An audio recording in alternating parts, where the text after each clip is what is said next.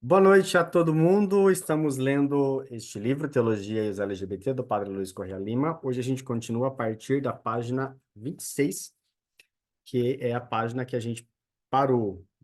Então, no encontro, a gente vem fazendo uma forma progressiva de estudo. Primeira parte, estudamos de forma generalista, depois Antigo Testamento, depois Novo Testamento, tradição judaico-cristã, e a gente está exatamente nessa parte do Novo Testamento. Agora a gente vai começar a ver os, os santos padres, o que a doutrina da igreja diz e alguns teólogos. Então a gente combina assim, eu leio a primeira vez, depois a gente se alterna aqui para ler, por favor, tá? Então, página 26, no primeiro parágrafo, tem ali. Este ideal tem uma força ainda maior no contexto da sociedade patriarcal no tempo de Jesus. A mulher que não mais encontrasse, aspas, graças aos olhos do marido, podia ser despedida mediante uma ata de divórcio. Somente o marido podia tomar a iniciativa, e não encontrar graça aos olhos do marido era um conceito que dividia os rabinos na interpretação da lei de Moisés. Alguns restringiam esta cláusula somente ao adultério, outros a expandiam aos motivos mais fúteis. Se a mulher deixasse de ser bela, tivesse deixado de queimar comida, tivesse verrugas ou mau hálito. O divórcio fragilizava muito a mulher naquela sociedade em que ela dependia do homem. A mulher despedida estava exposta à miséria, à mendicância, à prostituição. Tal era a situação das viúvas que, por não terem marido ou pensão do Estado, tinham dificuldade de sobreviver. Por isso, a pregação dos profetas defendia o órfão, o estrangeiro e a viúva, que eram segmentos sociais fragilizados, expostos à miséria e à opressão. Então, vamos lembrar que a gente está estudando aqui o que o Novo Testamento diz sobre isso, e o autor está explicando como eram questões de gênero tratada no histórico, quando Jesus vivia. Boa noite, Hélito, você que chegou agora. Estamos na página 26, no primeiro parágrafo ali. Por que esse dado é importante? Porque ele vai influenciar na forma como a Igreja Católica Romana entende e desenvolveu a teologia do matrimônio. Então, como é que se desenvolveu a teologia do matrimônio? Uma das bases é olhar como eram as relações conjugais históricas no tempo de Jesus. Então, no tempo de Jesus, era uma tradição judaica, predominantemente judaica. Poderia haver divórcio, o casamento era feito entre um homem e uma mulher, e essa mulher ela poderia ser demitida, dispensada por qualquer coisa simples, né? Como diz ali, queimou um arroz, quero divórcio. E por aí vai, né? Era desse jeito mesmo. Parágrafo seguinte, alguém pode ler, por favor, o teólogo Bernard Häring.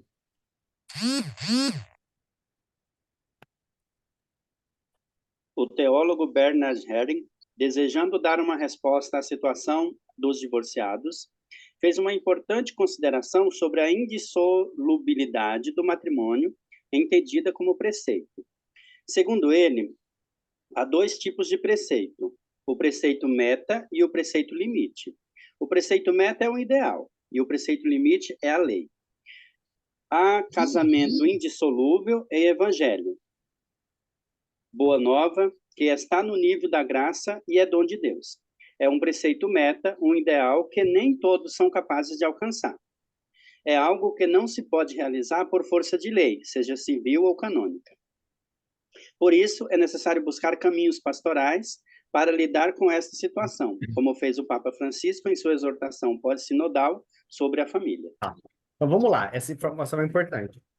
O Bernard Häring é um teólogo muito famoso, um dos padres que fizeram o Concílio Vaticano II, e ele está tentando responder a seguinte pergunta. Ó, no tempo de Jesus, podia haver o casamento era entre homem e mulher. E a mulher poderia ser demitida porque queimou um arroz. Ok. Teve sacramento? Vamos lembrar que sacramento é uma coisa que não existia no tempo de Jesus. É uma coisa posterior, bem posterior.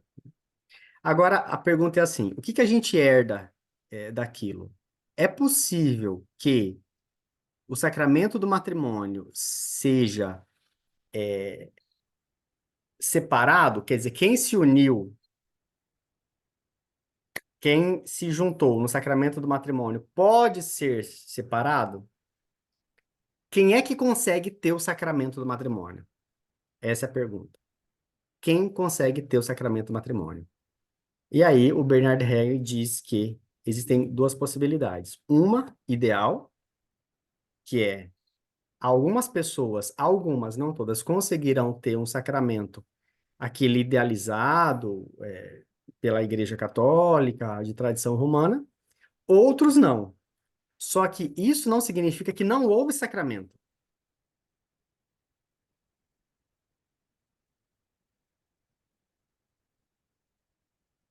Houve sacramento.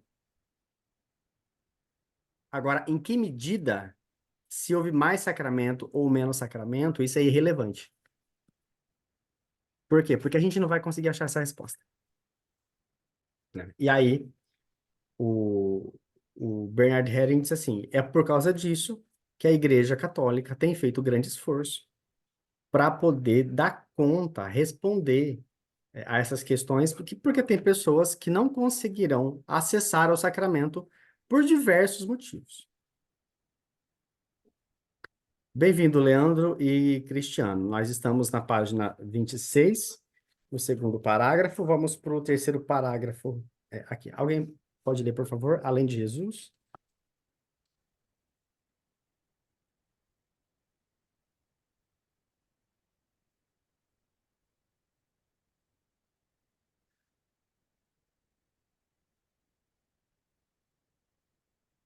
Vamos lá, deixa eu ler de novo, então.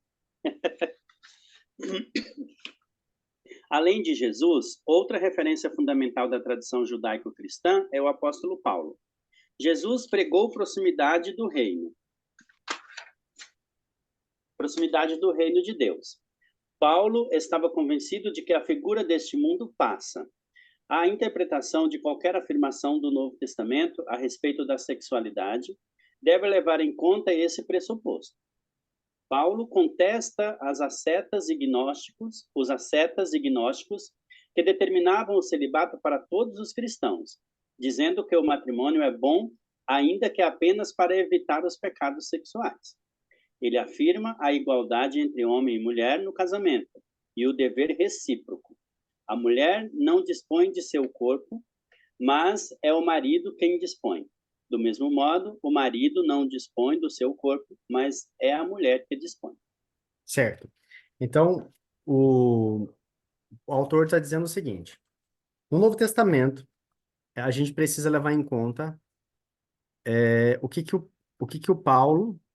Deixa eu só liberar a entrada aqui das pessoas. Pronto. Que Paulo está querendo dizer de que se tem essa expressão, a figura desse mundo passa. Quando fala a figura desse mundo passa, significa a figura dessa sexualidade. Esta forma de sexuação, esta forma de relacionamento que leva em conta caracteres físicos, pênis, vagina, irão passar. Ou seja, eles não são eternos. Eles vão passar. E aí, com isso, o Paulo, segundo o autor, contesta a ideia de que gnósticos e qual outra expressão que tem aqui? Ascetas diziam que para dar conta da sexualidade a pessoa tem que casar. Ou a pessoa tem que viver o celibato. Quer dizer, não se abstém de uma vida conjugal por conta do reino de Deus. Alguma dúvida por aqui, gente? Tá tudo bem? Bola para frente, então. Outra pessoa pode ler, por favor. Página 27, os escritos paulinos.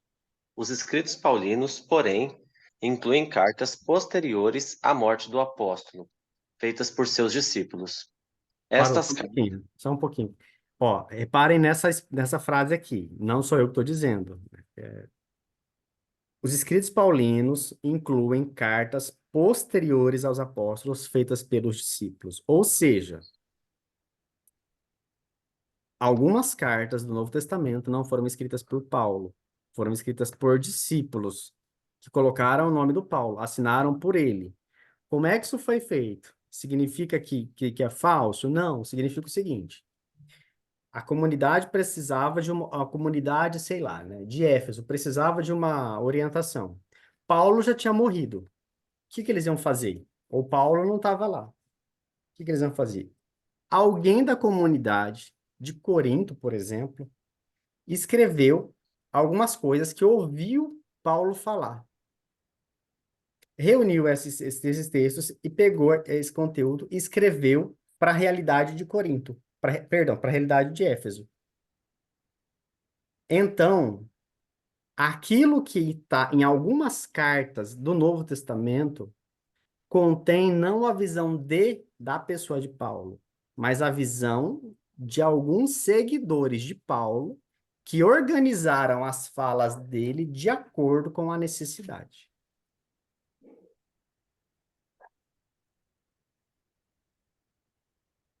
Tudo bem? Tranquilo. Tá. Por que isso aí dado é importante?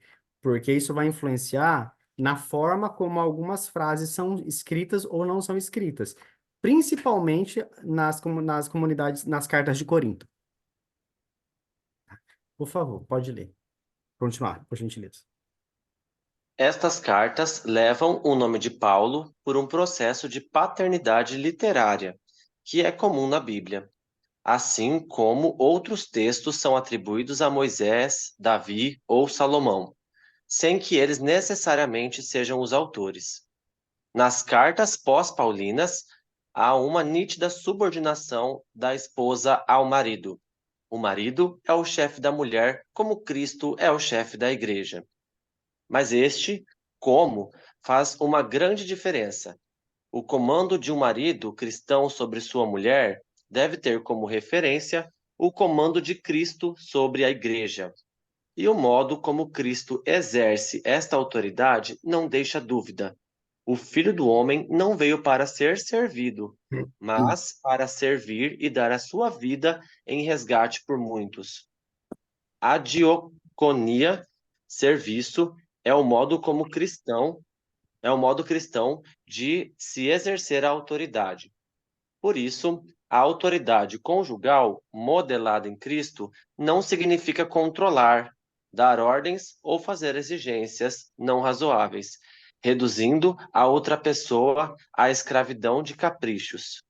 Significa serviço por amor. Beleza, a gente vai estudar mais para frente esse Continua? texto, só um pouquinho.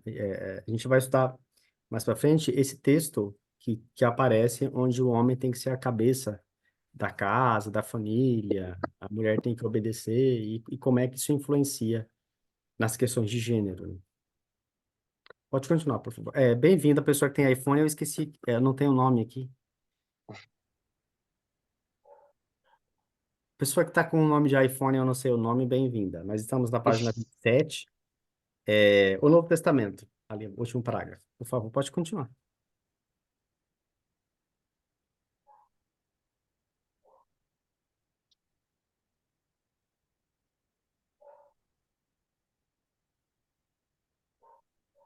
Alguém pode ler, por favor? Página 27, o Novo Testamento.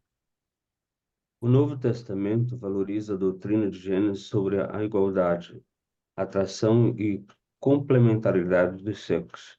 Há uma afirmação contundente na carta de Paulo aos Gálatas. Vós todos que fostes batizados em Cristo, vos servistes de Cristo. Não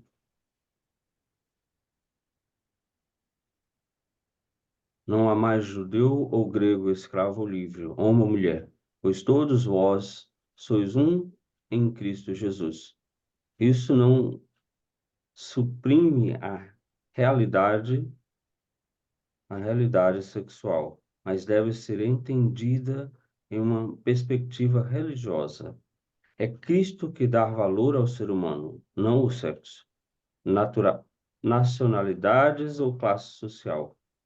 Entre batizados que se revestem de Cristo, a diferença entre homem e mulher perde a sua importância e a sua força desagregadora.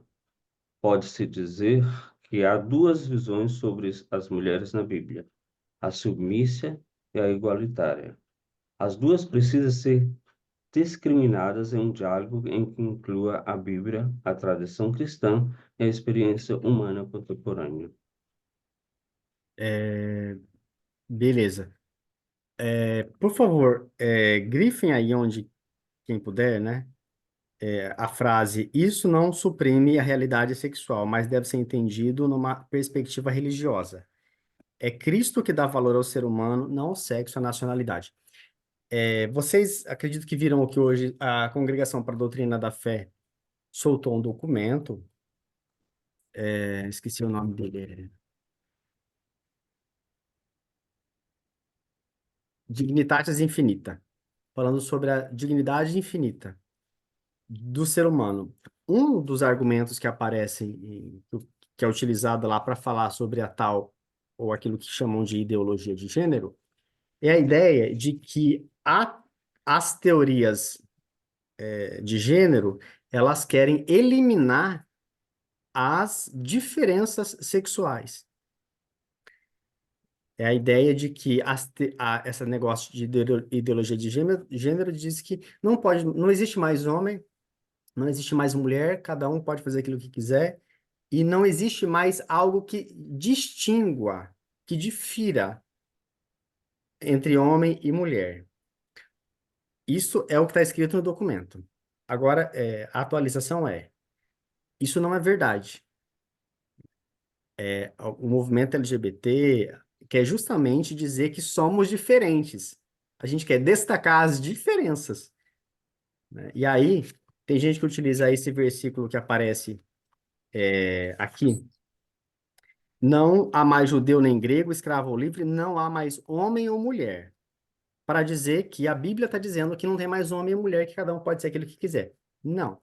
O texto bíblico não está falando isso. O texto bíblico está querendo dizer que o que nos faz, o que dá dignidade para a gente, não é a nossa sexualidade, não é o gênero, é a nossa pertença à pessoa de Cristo, é a nossa pertença em Deus, é a nossa vida com Deus, e não a sexualidade. Ou seja, o gênero não é segregador para a igreja, ou melhor, para a Bíblia. O gênero não é algo que separa, não é algo que está colocado como irrelevante, mas é justamente algo que dá sentido, que dá identidade para uma pessoa e para outra. Pode continuar lendo, por favor?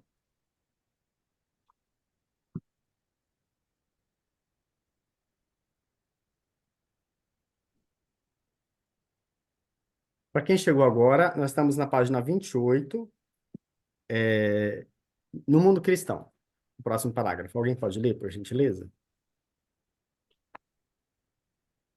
No mundo cristão, o domínio masculino do matrimônio atravessou muitos séculos sem contestação. Em 1880, o Papa Leão 13. XIII, isso, afirmou: o marido é o chefe da família e a cabeça da mulher. E esta, portanto, porque é a carne da sua carne, e os ossos dos seus ossos, não deve sujeitar-se a obedecer ao marido como escrava, mas como companheira. Beleza. Sublinhem isso aí, porque é muito importante. Vocês vão encontrar grupos católicos fundamentalistas que vão dizer que a mulher tem que ser submissa ao marido. E aqui a gente encontra, é uma leitura fundamentalista do texto bíblico, e aqui a gente encontra a palavra de um papa dizendo que não é isso. Pode continuar lendo, por favor. Só um adentro rapidinho, eu fiz um processo com uma comunidade e eles, em 2022, falavam ainda sobre isso, inclusive, pregavam sobre isso dentro desse processo. Pois é. Leitura fundamentalista, completamente atrasada, Hoje equivocada, a gente pode dizer a palavra errada. É uma leitura errada sobre o texto bíblico, porque faz o texto bíblico dizer o que ele não diz. Retira do texto bíblico o contexto e pensa só aquele versículo que me interessa para justificar a minha ideia. Tá aí a palavra de um papa dando a verdade sobre esse versículo. Pode continuar, por favor. Consolidando a sociedade doméstica com o vínculo da caridade. Nela floresce o que Santo Agostinho chama a ordem do amor. Esta ordem implica a superioridade do marido sobre a mulher e os filhos, e a pronta sujeição e obediência da mulher. Se o homem é a cabeça, a mulher é o coração, como ensinou o Papa Pio 11. XI. Se ele tem o primado do governo, ela deve se ocupar do amor. O modo de sujeição da mulher ao marido pode variar segundo a diversidade de pessoas, tempos e lugares. E mesmo se o homem faltar com seu dever na direção da família, compete à mulher supri-lo. Mas em nenhum tempo e lugar é lícito subverter ou prejudicar esta estrutura essencial da família e sua lei estabelecida por Deus. Beleza. Esse aqui é importante para a gente perceber o seguinte: como é que funciona o relacionamento, a visão da igreja sobre relacionamento no tempo de Jesus, nos Santos Padres, em quem veio depois de Jesus, Paulo, e depois de Paulo, e depois os outros Santos Padres, e sobre o papel de cada um dentro da família. Veja que aqui nos documentos, o que aparece nos papéis, em nenhum lugar está escrito que um papel de uma pessoa dentro da família está vinculada ao seu genital. Isso é importante. E não tem um lugar onde está escrito que o papel de uma pessoa dentro do seio familiar está vinculado ao seu genital. Está vinculado, pelo que diz aqui o texto, né? Ao cérebro, à mente, ao coração, ao cuidado dos filhos. Tá? E isso faz toda a diferença depois para a gente poder entender como é que o matrimônio, o entendimento do matrimônio e que características são descritas, são exigidas para que haja o matrimônio. Em nenhum lugar aqui falou de pênis e vagina. É importante isso. Pode continuar, por favor.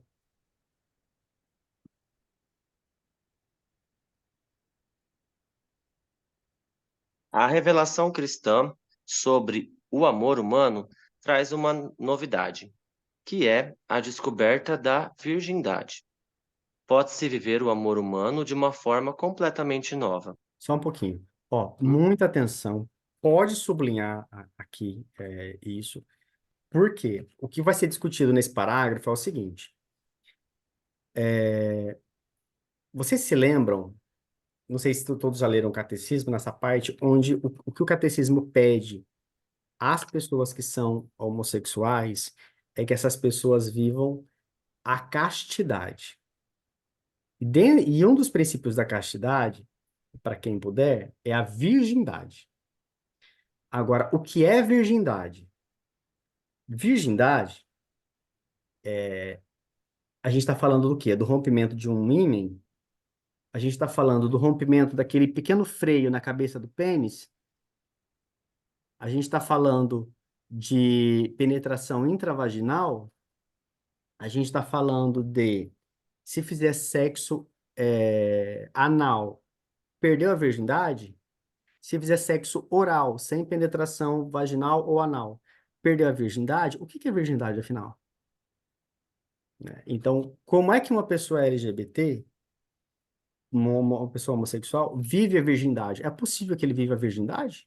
Por exemplo, se virgindade for a penetração de um pênis dentro de uma vagina, ora, dois homens cis não perdem a virgindade,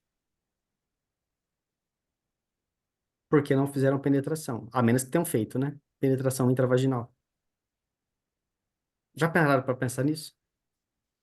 Se a mulheres, se perder a virgindade é ter a penetração intravaginal, duas mulheres, quando se relacionam, não tem pênis ali, não tem penetração, então não perde a virgindade? Então são questões que a gente precisa, não cabe à igreja responder, mas a gente precisa perguntar. Porque a Michelle sou virgem ainda. Por quê? Porque a gente precisa entender o que é ser virgem, afinal. Diz respeito a características físicas. Como que a palavra virgindade aparece no Novo Testamento, no Antigo Testamento? Que tipo de virgindade é essa que está sendo falada, tá? Então, é isso que a gente vai discutir aqui. Pode ler, por favor. O Antigo Testamento não conheceu o ideal de virgindade. Pelo contrário, a virgindade era um contravalor. O celibato de Jeremias simboliza a inutilidade de Israel e a calamidade dos tempos que impedem de se contrair matrimônio. A filha de Jefté, é Jefté. isso? Antes de ser sacrificada, se entristece, não por ter que morrer, mas por morrer sem ter se casado e gerado filho. Com a vinda de Cristo, surgem o conceito e a realidade do amor virginal. O Cristo celibatário anuncia e realiza os novos tempos em que adquire sentido também a dimensão virginal do amor humano, com a sua fecundidade espiritual. O Novo Testamento expõe e completa o mistério da virgindade cristã, iniciado na pessoa de Jesus nos Evangelhos e nos escritos paulinos. Beleza, então vamos lá. Falando em virgindade, no Antigo Testamento, a virgindade no Antigo Testamento, ela não é valorizada. Ela não tem um destaque. Não diz que ela é inexistente. Ela existe. Ela existe nas diversas tribos, mas ela não é uma coisa sine qua non, é uma coisa que é uma exigência, por assim dizer. Vamos lembrar que nas tribos de Israel haviam algumas pessoas que vieram de outros lugares, de outras cidades, e que participavam de ritos religiosos não judeus com prostitutas sagradas. E algumas meninas eram retiradas das famílias para serem prostitutas, para serem sacerdotisas em alguns templos. E onde está a virgindade nisso? Não tem. Eu estou maratonando de novo a série Game of Thrones, e tem uma cena em um determinado momento que tem uma sacerdotisa de alguma coisa que ela não pode ter relação sexual com alguém, senão ela perde o poder. É mais ou menos isso. É mais ou menos essa ideia aqui. No Novo Testamento, então, aparece uma nova ideia de virgindade, que não está vinculada à carne. Quando eu digo carne, eu estou falando de físico. Eu estou falando de pênis, eu estou falando de vagina, eu estou falando de ânus, de boca, de mão, de orelha, de nariz. Mas é uma virgindade espiritual, tá aqui, na pessoa de Jesus. Primeiro, por quê? Porque até onde a gente sabe dos textos sagrados, Jesus é virgem. Não temos comprovação de que Jesus tinha um relacionamento com alguém. Esses dias alguém me mandou um texto sobre o relacionamento de Jesus com Maria Madalena. Não temos segurança histórica sobre isso. Há citações em evangelhos apócrifos ou outras. E ainda que namorasse, não diz que ele teve relação sexual. Então a gente não sabe. Sobre esse assunto, a gente fica com aquilo que tem nos textos que foram aceitos pelas primeiras comunidades. E se isso fosse importante, isso teria sido citado no texto bíblico. Se não foi citado, é porque isso não é uma coisa importante, isso não tem relevância.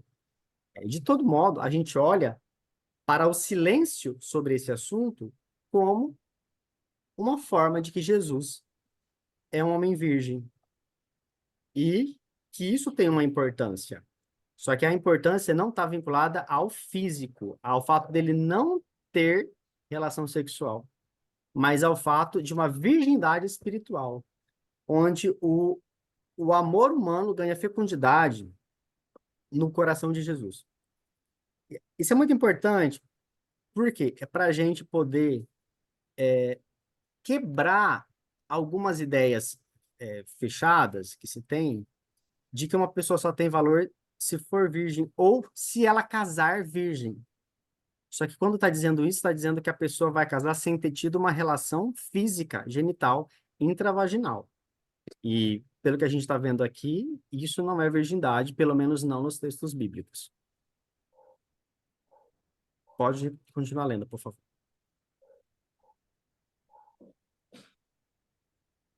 Tanto amor conjugal quanto amor virginal têm como fonte o mistério do amor de Cristo à Igreja. Mas só um pouquinho. Ó, vamos, sublinha aí. Amor conjugal e depois amor virginal. Amor conjugal é amor dos cônjuges. Cônjuges são os dois que participam do matrimônio. Aqui não está escrito o amor do homem e da mulher. Aqui não está escrito o amor masculino e feminino. Aqui está escrito o amor conjugal, dos cônjuges, das pessoas que se conjugam, que se juntam, que se conjugam, cônjuge. É um tipo de amor, e tem um outro amor chamado amor virginal, que é o amor de Jesus pela igreja. Pode continuar, por favor. Este mistério não pode ser traduzido na vida cristã somente na instituição matrimonial ou na instituição virginal. Necessita de ambas. Os cristãos de Corinto, diante da novidade do tempo cristão, queriam pôr fim ao matrimônio. Paulo, porém, recorda-lhes a sua vigência, pois ainda que a figura deste mundo passe, o matrimônio durará até o retorno de Cristo. Mas o matrimônio deve ser no Senhor, participando da plenitude de seu mistério que ultrapassa. A sexualidade tem também uma dimensão escatológica, relacionada ao destino último do ser humano, à medida que se torna mais presente o reino de Deus, ao despertar afeto, produzir justiça e criar amor comprometido. Certo. Então, a palavra apareceu ali, escatológico, vem de escatologia, significa estudo dos finais dos tempos. Então, a sexualidade tem uma dimensão escatológica, significa a sexualidade tem uma dimensão que mostra como será o final dos tempos.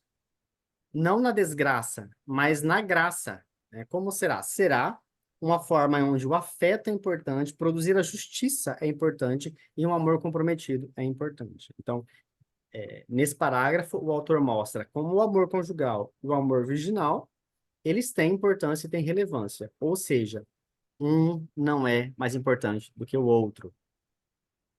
O celibato dos padres não é mais importante do que o ato sexual das pessoas que são casadas ou que têm uma relação sexual. É isso que o texto está dizendo. Tudo bem, gente? Vocês estão muito quietinhos hoje. Pode continuar, por favor.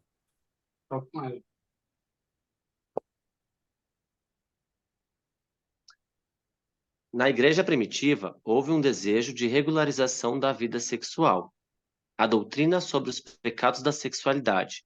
Porém, não ocupa um lugar de primeira importância nas preocupações no Novo Testamento. Este ensinamento aparece com frequência no gênero literário, moral, de catálogos de vícios e virtudes, procedente do judaísmo pós-bíblico com influência do ambiente helenista. Nos catálogos de vícios, e Tá, aí um monte só de um pouquinho, leitura. Leandro, por favor. Uhum. Então, esse parágrafo vai discutir o seguinte. A igreja primitiva significa a igreja depois de Jesus. Jesus morreu, ressuscitou. Aquele primeiro grupo ali que saiu falando sobre Jesus.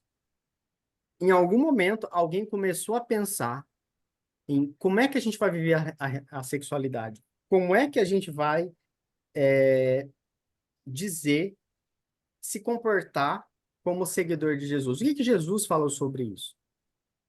O que que Paulo falou sobre isso? E aí vem os textos. Então, pelo que o autor vai mostrar aqui, essa não é uma preocupação grande no Novo Testamento, mas ela acontece, né? Então, virando a página aí, por favor, Leandro, pode continuar.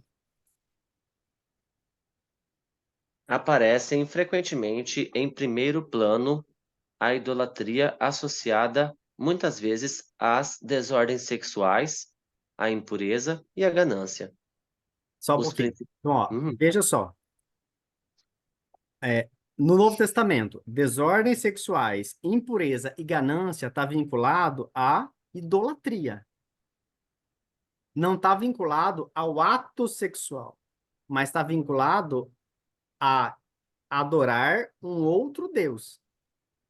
Ou seja, uma questão litúrgica. Porque algumas práticas de algumas religiões tinham em vista fazer sexo para adorar, para cultivar, para agradar a algum Deus que não Javé. Por isso é pecado. Gente, isso é muito importante. Tudo que é importante, mas isso é muito importante. Quando a gente vai ler o texto bíblico, a gente vai ver que essa prática é condenada. Mas por que que ela é condenada? Não é a prática pela prática, mas é porque a prática da impureza, da ganância, da desordem sexual está vinculada a um ato litúrgico para um outro Deus que não Jesus ou quem Jesus apresenta. Por favor, pode continuar. Os principais pecados sexuais. Ah, tá. Achei que estava no mudo. Os principais pecados sexuais que o Novo Testamento enumera são a fornicação e o adultério. O termo empregado para fornicação, porneia, é isso? Isso. Aplica-se à infidelidade religiosa e aparece na cláusula sobre o divórcio. Mas no grego clássico significa luxúria, relação sexual entre homem e mulher fora do matrimônio, que pode ser fornicação escrita, adultério ou incesto. Alguma dúvida sobre isso aqui, gente? Eu estou respondendo o Wellington aqui. O Wellington está perguntando: está a ver com a mitologia de Baco? Sim. Quando, não só de Baco, mas de outros deuses também. Quando as primeiras comunidades começaram a sair de Jerusalém para fora, começaram a ter contato com outros lugares onde tinham algumas práticas que não eram as práticas judias ou algumas práticas que Jesus ensinou ou que eles ouviram dos discípulos. E aí, o que que a gente faz? A gente segue isso daqui ou a gente segue os judeus ou a gente segue uma outra coisa? Então, para ter alguma orientação em comum, é, algumas aspas, normas. Normas não fica bom, não, fica orientações. Para ter alguma orientação, algumas orientações foram dadas a partir daquilo que ouviram de Jesus ou de Paulo, ou de outra pessoa. Deixa eu ver se tem mais alguém aqui esperando. Então, tem a ver com a mitologia grega, Hélito, Baco e outros, como qualquer outros deuses. Que os primeiros cristãos haviam... Pois não, Roberto?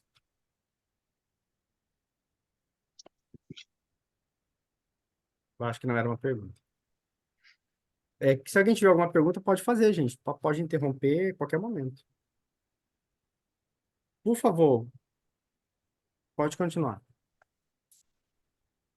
Mesmo com catálogos de vícios e virtudes, o Novo Testamento não fornece nenhuma casuística de moral sexual, nem indica orientações concretas para cada uma das situações do comportamento sexual.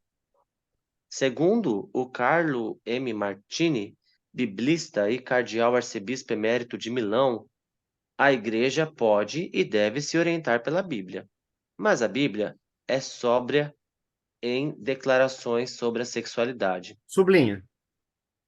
Pode sublinhar. O cardeal Martini, ele é um cardeal importantíssimo no pontificado do João Paulo II, foi cotado para ser papa, inclusive. Tá aí. Cardeal Martini diz que a Bíblia é sóbria em declarações sobre a sexualidade. O que ele está dizendo? A Bíblia não é um livro de sexologia. A Bíblia não vai responder algumas perguntas. A gente não tem como a gente pegar a Bíblia e fazer algumas perguntas para ela, porque ela não foi escrita para responder esse tipo de problema, esse tipo de dúvida. Tá? E aí a gente pegar, pensar texto de outros assuntos e dizer, generalizando, não dá. É isso que o Cardial está dizendo. Pode continuar, por favor. Em relação ao adultério, traça uma clara linha de conduta. É absolutamente proibido destruir um matrimônio alheio. E Sublinha. tam- Uhum. Sublinha, faz 2, 3 sublinhos aí, porque assim, esse é um argumento que eu utilizo muito quando a gente fala sobre matrimônio. Porque, por vezes, exemplos, esses dias eu participei de uma reunião X, num grupo X de pessoas, e alguém disse o seguinte: uma pessoa LGBT não pode ser catequista. E eu perguntei por quê. E aí a pessoa disse que era porque não vive segundo o que Jesus ensinou, não vive a fé cristã, tem uma relação com uma outra pessoa do mesmo gênero, né? E aí eu perguntei para a pessoa assim, então a gente poderia fazer esse mesmo questionamento para as pessoas que são cristãos, para os cristãos que não são LGBT, mas explora funcionário na empresa, não paga hora extra, não paga 13º, não registra, para quem trai a esposa e é ministro da Eucaristia, para quem bate na esposa e trai ela, mas está lá de ministro, essas coisas, né? Ou para religiosos diversos, lideranças religiosas. A gente viu recentemente ter um padre que foi preso porque abusava de algumas pessoas indefesas. Teve um pastor também que foi preso na semana passada, os dois pelo mesmo motivo. Então, vocês vejam como no Novo Testamento, estes dados são dados, essas exigências, elas são muito explícitas. Isso é proibido. Proibido. Pode continuar. E também é muito clara quando se trata de violência contra a mulher. Isso é proibido. Jesus coloca no centro as crianças e todos os que precisam de proteção. O trato com elas revela qual o grau de humanidade alcançado pela sociedade. Além destas linhas claras ensinadas pela Bíblia, os cristãos estão entregues à própria responsabilidade e ao discernimento dos espíritos. Nestes discernimentos, cabe recolher os diversos movimentos interiores e ideais que incidem na liberdade da pessoa e distingui-los. O que vem de Deus e a ele conduz deve ser acolhido. O que vem do mal e afasta de Deus deve ser evitado. Beleza. Muito claro, muito explícito, né? Podemos continuar? Pode continuar, por favor. Nos primeiros séculos da Igreja, há testemunhos da regularização da vida sexual. Já no século II, Justino responde às acusações romanas sobre a imoralidade sexual dos cristãos em sua apologia. Ele afirma: nós ou nos casamos desde o princípio para a única finalidade de gerar filhos, ou renunciamos ao matrimônio, permanecendo absolutamente Tá, castos. beleza, vamos parar aqui um pouquinho. Vamos lá. Ó, Jesus morreu, Jesus ressuscitou. Os apóstolos se espalharam pelo mundo, meu Deus, falando sobre Jesus e falando a Boa Nova. E em algum desses lugares começaram a ser eleitos bispos. E entre essas pessoas aparece um bispo chamado Justino, que estava passando por a seguinte situação. Na comunidade dele, haviam alguns bispos, a ideia de padre ainda não existia. Havia alguns presbíteros que estavam casados com outra mulher, com uma mulher, mas que fornicavam com outras mulheres. E essas pessoas, e essa era uma prática comum, culturalmente comum. E aí, Justino começou a receber muita reclamação de que como é que, Justino, as pessoas que seguem Jesus são incoerentes? Como é que elas ficam com uma, depois ficam com 10? Como é que elas vivem tendo um comportamento de não serem fiéis à sua esposa, à sua parceira? E aí, o Papa Justino quis escrever um texto chamado Apologia. Apologia significa defesa das suas ideias, do cristianismo. E entre suas ideias está a seguinte frase: nós, bispos, ele está falando da comunidade dele, ou casamos desde o princípio para a única finalidade de gerar filhos, ou renunciamos ao matrimônio, permanecendo absolutamente castos. Então, o Papa Justino está dizendo o seguinte: ou os bispos, a comunidade cristã católica casa para gerar filhos em uma esposa, ou não se casa com ninguém para não viver nesse pula-pula de lá para cá. É uma tentativa de responder a um problema que a comunidade passava de putaria generalizada. Desculpe pelo palavrão. Pessoal, vocês conseguem compreender que isso que está escrito é para responder a um problema localizado de uma comunidade. Não diz que todas as comunidades tinham esse problema, mas uma comunidade tinha. E aí, o problema de uma é generalizado para todas, vira lei para todas. E isso é um problema. Dúvidas, perguntas, dores? Não? Pode continuar, por favor.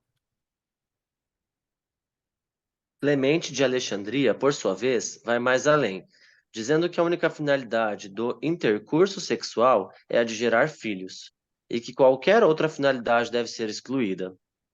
Um homem que se casa para a procriação de filhos deve exercer a continência, para que não deseje sua esposa a quem deve amar, e para que possa criar filhos com castidade e vontade moderada. Pois não somos filhos do desejo, mas da vontade. Beleza. Origem. Só um pouquinho. Uhum. Aqui tem a ideia. Vamos lá, a gente está aqui no século II, mais ou menos 150, ano 150. Jesus morreu, ano 33, ano 150. Aí está tendo um problema de que muitos bispos, muitos ordenados, estavam tendo muitas mulheres e fazendo filho para todo lado nessas viagens para lá e para cá. Aí um papa resolveu, um líder, dizer o seguinte: a gente precisa casar para procriação de filhos e ter continência, quer dizer, ter seguridade com uma pessoa só. Quem não deseja amar sua esposa, para que não deseje sua esposa a quem deve amar e para que possa criar os filhos com castidade e vontade moderada. Se ele está dizendo que era para ter vontade moderada, é porque muitos bispos eram casados e tinham uma vontade desmoderada, sem controle. Então, ia para muitos lugares e esses bispos saíam fazendo filho para todo lado. Pode continuar. Orígenes, também de Alexandria, argumenta que o homem que mantém relações sexuais somente com sua esposa e com ela somente em determinadas épocas legítimas e somente pelos filhos é verdadeiramente circuncidado. No século IV, outro alexandrino, Atanásio, afirma que abençoado é o homem que, em sua juventude, é unido em matrimônio para a procriação de filhos, mas também que há dois modos de vida, um inferior e vulgar, a saber, o matrimônio, e outro angelical e supremo acima de tudo, a saber, a virgindade. Vejam aqui o seguinte: estamos aí no século II, anos 150, 200, mais ou menos. E porque alguns maus cristãos saíam fornicando, fazendo filho à torta direita para todo lado, não cumpriam com os seus deveres do cuidado da esposa e do cuidado desses filhos, a liderança católica, a liderança romana, quis dizer o seguinte: olha, se você for casar, você vai ter filho, mas você vai cuidar. E a forma de fazer isso é fazer com que esta orientação seja para todos. Todos os homens que casarem deverão casar com uma e cuidar de uma. Para quê? Para evitar isso?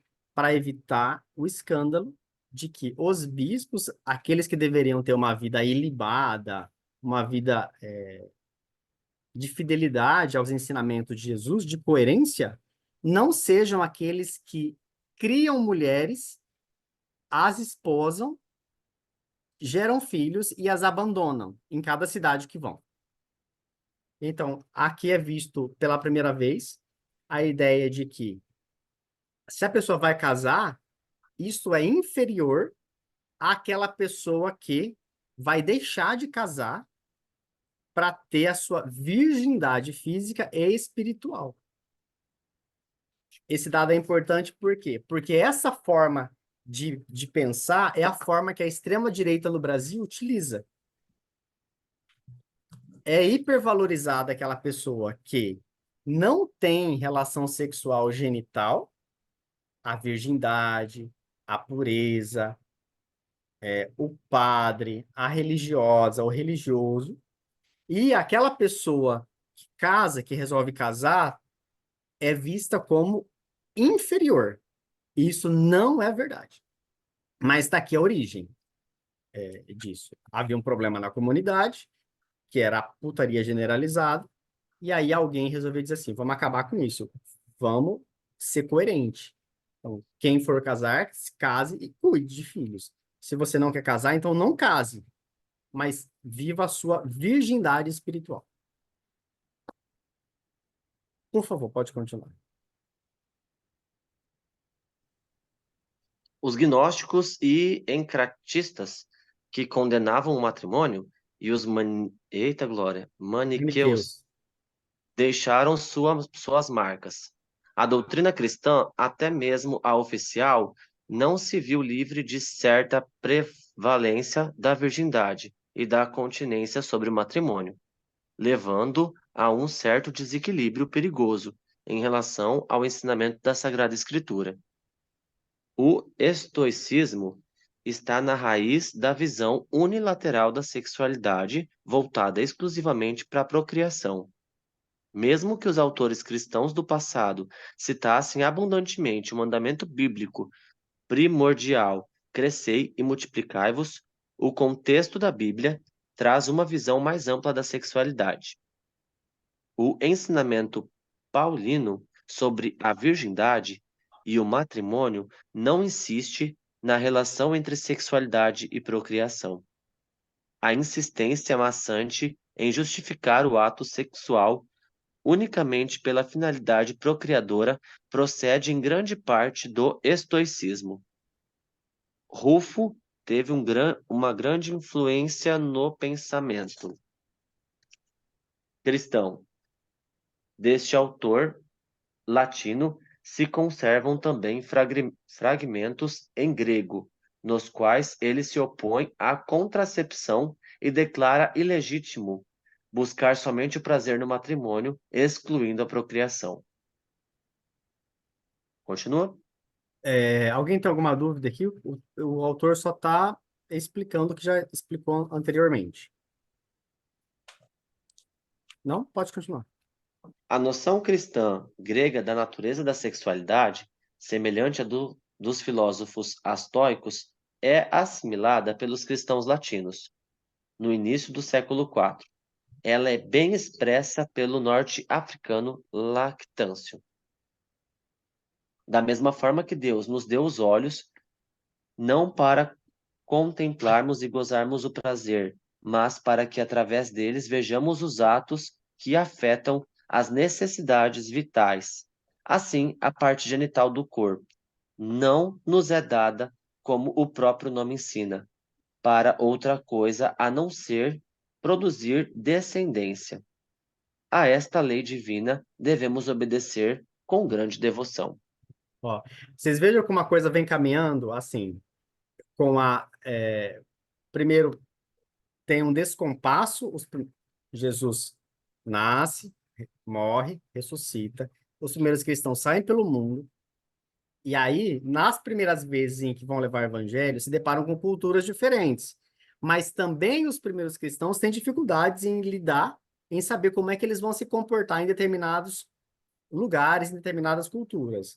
Então, alguns desses bispos dessas primeiras comunidades começaram a ter casamentos desenfreados, abandono de esposa e de filhos, e aí o Papa Justino começou a fazer orientações gerais para todos, que é casa, seja com uma, seja fiel, seja coerente, tá, tá, tá.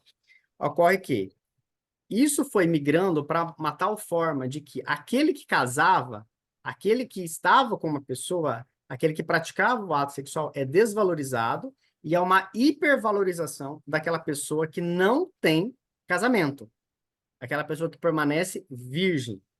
E com isso tem uma separação aos poucos entre sexo e espiritualidade, entre corpo e entre alma. Corpo tem que ser aprisionado, tem que ser dominado, é feio, é sujo, está vinculado ao pecado, e aquele que não pratica sexo é algo de valoroso, puro, é hipervalorizado. Vamos lembrar, a gente está em mais ou menos no ano 200, anos 250, que tem aqui. E aí, o autor está dizendo o seguinte, quando a comunidade cristã migra para fora de Jerusalém, vai para o Império Romano, tem contato com a cultura grega. E na cultura grega tem essa ideia de que o corpo tem que ser dominado. E se o ato sexual existe, ele só existe para procriar. Ele não existe para ter prazer. A gente está aqui no ano 200, mais ou menos. Então, guarda essa informação, porque ela vai influenciar a forma como a gente entende até hoje o matrimônio. Ou seja, duas pessoas que se casam para ter relacionamento, ser abençoado por Deus, precisa ter filho? É um critério para ter o matrimônio ter filho? Onde é que isso aparece? Aqui, no ano 200, mais ou menos. A partir de uma leitura de que o corpo tem que ser aprisionado, tem que ser dominado, e se for para ter união de corpos, tem que ser para procriar. Se não procriar, não é benzido, não é bento. Dúvidas, lamúrias, choro, ranger de dentes?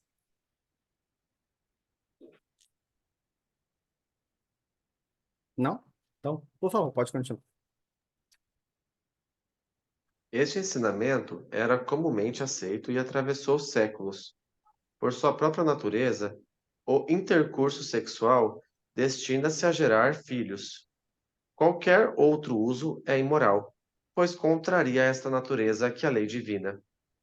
E todo intercurso sexual em que a concepção é impossível é igualmente imoral.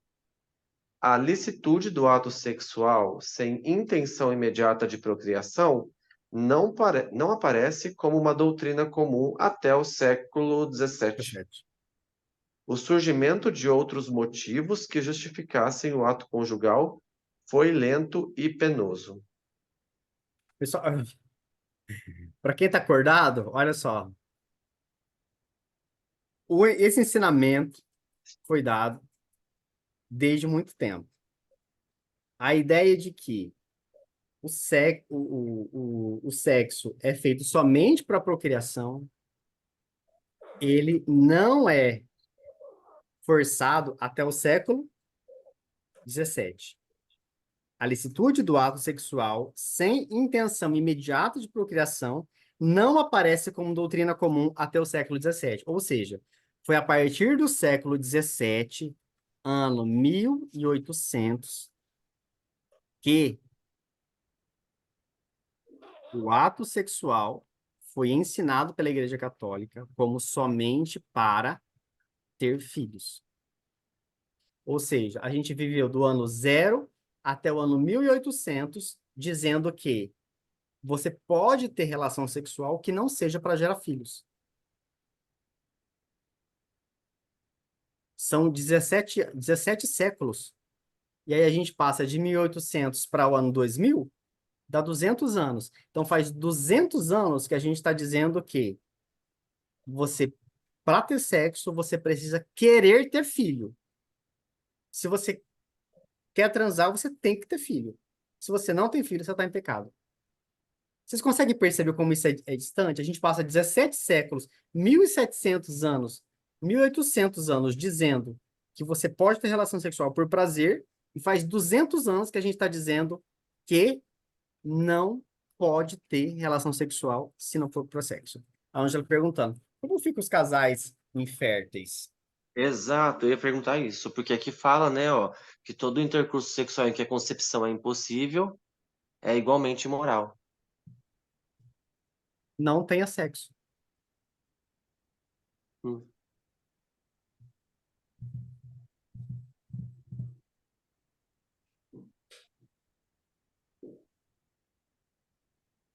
É isso? É isso? Como ficam os casais inférteis? Não tenham sexo. Não façam sexo. Vocês não podem procriar. Sexo é feito para quem quer procriar. Sexo é feito para glorificar a Deus através da multiplicação. Crescei-vos e multiplicai. Se você é incapaz de produzir, eu lamento muito. Nesse Você caso, não eles estavam será. destinados ao celibato. Pois é, eles são convidados. Nem podiam casar. Não. Você não vai procriar, você é um amaldiçoado. Gente, olha como isso é pesado para o mundo da mulher. Eu me lembro que quando eu era criança, eu escutava muito a frase nas novelas e a minha família falando da mulher que era frígida, mulher que não tinha filhos, que ela não podia ser a benta, né? A mulher não é capaz de dar um filho para o marido, né? Então, a mulher ela é vazia, ela é um oco, ela não produz. Então, ela é amaldiçoada, né? Então, o que que é o matrimônio nessa concepção? É só aquele que é capaz de gerar filho. É uma visão unicamente fisiológica, biológica. Só que olha só, a gente, olha só, a gente passou 17 séculos dizendo que isso não era problema, e aí em 1800 a gente começa a dizer que isso virou um problema. Onde é que está a verdade?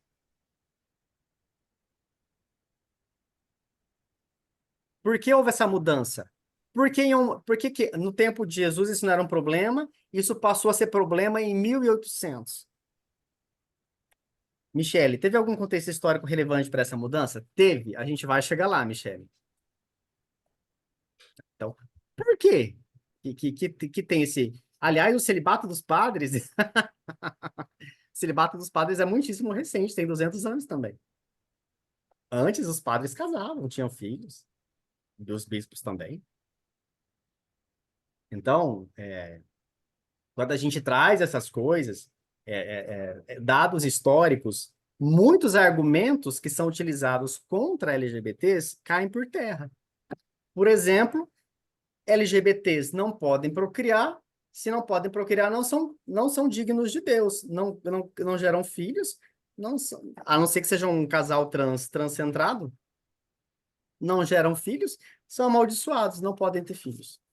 Isso é o que a extrema-direita diz.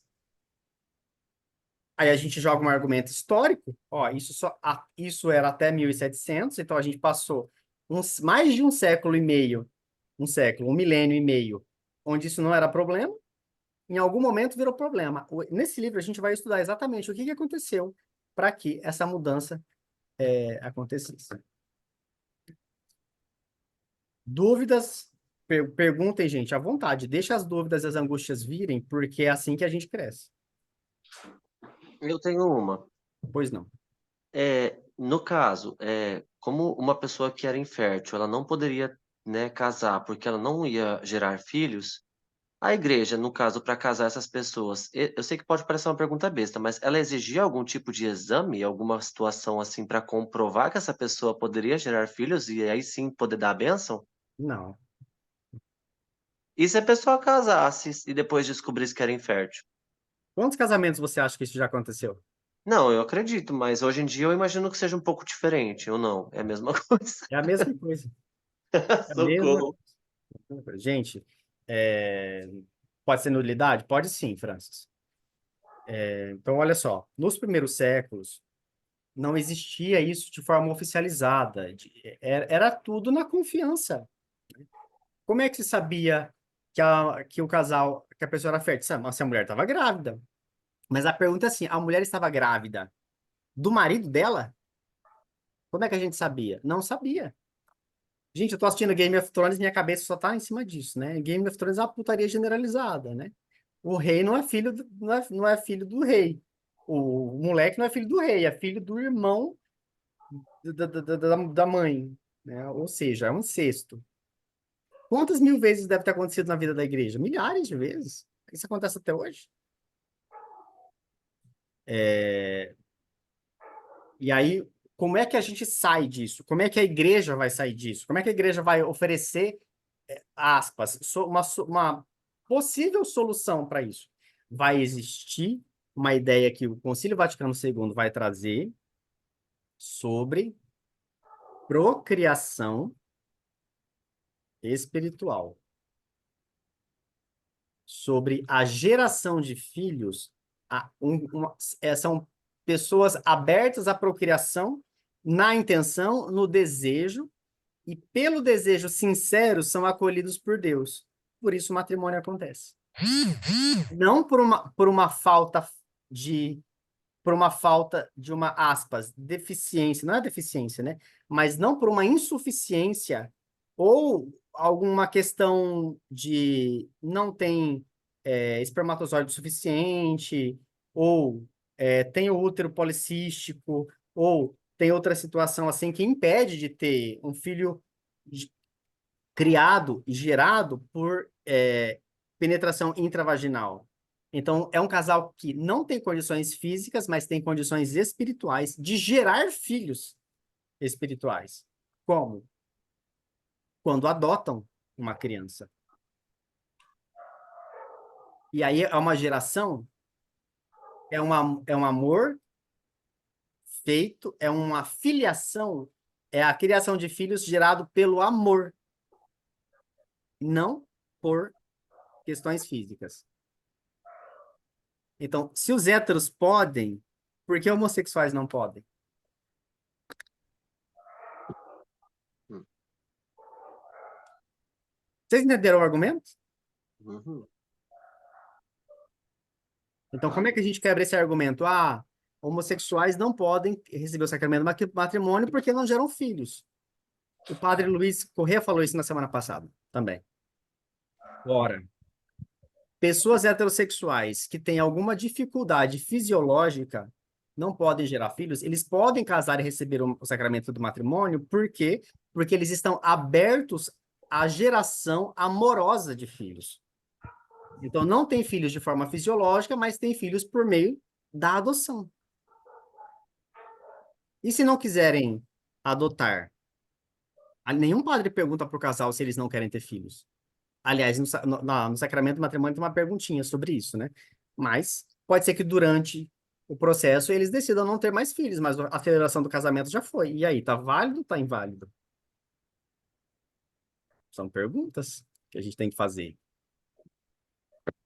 Élito, sempre adotamos filhos abandonados por casais heterossexuais. Exatamente. Casais homossexuais adotam filhos rejeitados por heterossexuais.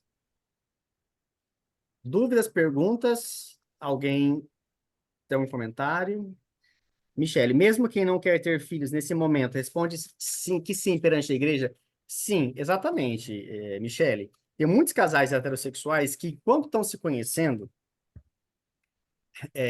pensam em ter filhos e tudo, mas depois que casam, resolvem mudar. Por quê? Porque querem construir uma empresa, porque querem viajar para fora do país e estão juntando dinheiro, ou porque, assim, porque um dos dois desenvolveu alguma doença, câncer ou alguma outra doença que criou um empecilho, uma dificuldade fisiológica, ou simplesmente decidiram não ter filhos. E tá tudo bem. Agora, se invalida o matrimônio, essa é uma discussão que eu não dou conta de responder. Se a gente for partir pelo princípio da geral, não invalida. Por quê? Porque a geração de filhos é a abertura à geração do amor, é a criação do amor. Assim como Jesus gerou a igreja e não foi por inseminação. Assim como Jesus nasceu de Nossa Senhora, assim como Jesus fecundou a igreja, e essa é uma fecundidade espiritual, acreditamos que pessoas homossexuais podem gerar no afeto, espiritualmente. Então, o argumento fisiológico cai por terra. E aí, esse argumento da criação, não procriam. Sim, não procriam, mas heterossexuais também podem não procriar e adotar por adotar. E é válido o matrimônio deles. Por que homossexuais não podem?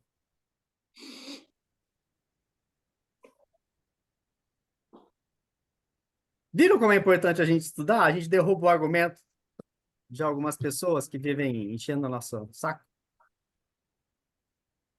Vamos ler só mais um parágrafo e a gente encerra, por favor. Vamos lá. Um autor que marcou profundamente a cultura ocidental é Santo Agostinho, bispo de Hipona. Sobre o matrimônio, ele diz: o bem do matrimônio, o qual até mesmo o Senhor no Evangelho confirmou, parece se tratar não apenas da procriação dos filhos, mas também do companheirismo, amizade natural entre os sexos. De outro modo, não poderíamos falar de matrimônio entre idosos. Ponto. Ó, sublinha. Quem que tinha perguntado aqui? Acho que foi a Ângela. Como os casais inférteis. Ângela, casamento de idosos, né? A mulher não pode mais ter filho. A mulher, você já retirou o útero. Fez cirurgia, retirou o útero. Ou se já chegou à idade avançada, ela pode contrair matrimônio, mas ela não vai mais gerar filho. Então, existe um documento, está aqui. O documento se chama De Bono Coniugali, não sei pronunciar isso aqui, número 40. Isso já era falado desde Santo Agostinho. Pode continuar, por favor. Com relação ao intercurso sexual, ele afirma que só é bom quando se destina à geração de filhos, segundo a posição dos estoicos e dos alexandrinos. Após a queda de Adão, qualquer outro uso, até mesmo entre casais no matrimônio, é no mínimo um pecado venial. Quer dizer, venial é um comum, simples. Pode continuar. Bora. Comete-se um pecado venial quando, em matéria leve, não se observa a medida prescrita pela lei moral, ou quando, em matéria grave, se desobedece à lei moral, mas sem pleno conhecimento ou sem total consentimento. Para o bispo de Hipona, o intercurso sexual conjugal, pelo bem da descendência, não é pecaminoso. Mas o intercurso sexual, ainda que com o próprio parceiro ou parceira, para satisfazer a concupiscência, é um pecado venial. Beleza. Ó, tem aqui a discussão de Santo Agostinho, dizendo o seguinte, nos escritos dele, na época dele. Quando um casal heterossexual, está junto e tem relação sexual que é para procriação, tá ok. Quando é para satisfazer a concupiscência, quer dizer, ter a relação sexual prazer pelo prazer, então é um pecado venial. Venial é leve. Para ter pecado existem dois tipos: leve ou grave. Grave é quando a pessoa tem consciência, ela é livre para realizar e ela o faz. Leve é quando a pessoa não tem consciência ou não tem liberdade ou não existe uma lei que proíbe fazer aquilo. É isso. Então, por causa disso, o pecado, segundo Santo Agostinho, ter relação sexual sem a vontade de ter filhos é um pecado venial, é um pecado simples, é um pecado leve. Ou seja, não é excludente, não exclui ninguém do matrimônio. Marquem aí que a gente parou, por favor, na página 33. A gente vai continuar depois de Santo Agostinho. Ali a gente avançou bastante páginas, hein? Foram 7 páginas, quase 10 páginas hoje. Quem puder ligar a câmera para a gente fazer uma foto, por favor.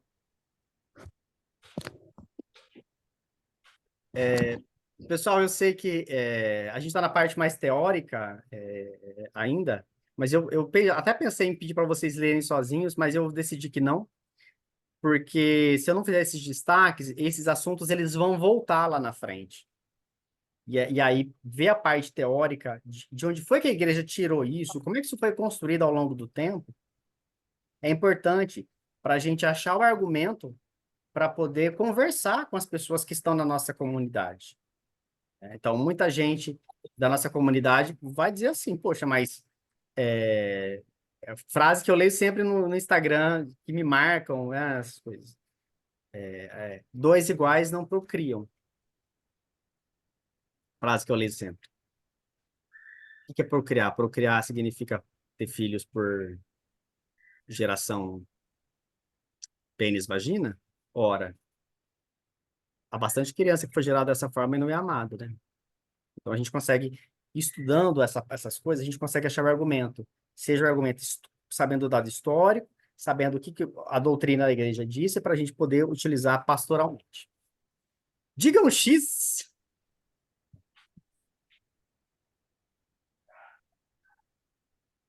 Pronto, já vou mandar aqui no grupo e assim que estiver pronto, a gente conversa. Se alguém ficou com angústia, dor de cabeça, alguma mãe, algum pai vai olhar, entre em contato comigo. Tchau. Tchau, tchau. Até a Tchau. próxima. Até a próxima.